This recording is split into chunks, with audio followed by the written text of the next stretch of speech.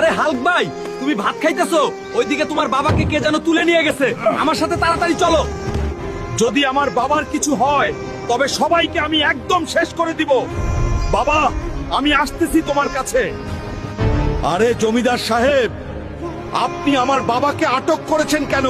তাকে আপনি ছেড়ে দিন। তোমার বাবা সাইকেল দিয়ে আমার প্রাইভেট কারে লাগিয়ে দিয়েছে। আমার প্রাইভেট কার ঠিক করতে 1,00,000 টাকা লাগবে। তোমার বাবাকে এখান থেকে নিতে হলে 1,00,000 টাকা জরিমানা দেওয়া লাগবে, না হলে দিব না।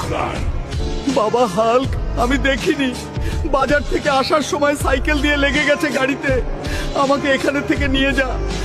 ঠিক আছে জমিদার সাহেব, আমি 1,00,000 টাকা নিয়ে আসতেছি। আপনি আমার বাবার কিচ্ছু করবেন না। আমি চললাম। এখন আমি এত টাকা কোথায় পাবো? কোনো কাজ করলেও তো কেউ দিবে না। চাচার কাছে গিয়ে দেখি। চাচা, আমার বাবা অনেক বিপদে আছে, আমাকে 1,00,000 টাকা দিন, না হলে বাবাকে বাঁচানো যাবে না। আমার ব্যবসার অবস্থা এখন খুবই খারাপ, আমার কাছে কোনো টাকা হবে না। তুমি যাও এখানে থেকে। আরে চাচাও তো আমাকে কোনো টাকা দিল না। এবার আমি কার কাছে যাব? বন্ধুরা প্লিজ হেল্প করো। পুলিশ তদন্ত করে বরফ রাজ্যতে একটা ডায়মন্ড পেয়েছে।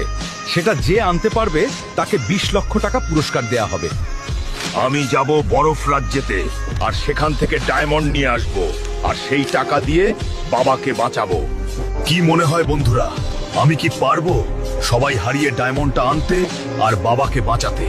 পরবর্তী পার্ট দেখতে ভিডিওতে লাইক করে চ্যানেলটা সাবস্ক্রাইব আর পেজটা ফলো করে কমেন্টস করো। পার্ট 2 শীঘ্রই আসছে।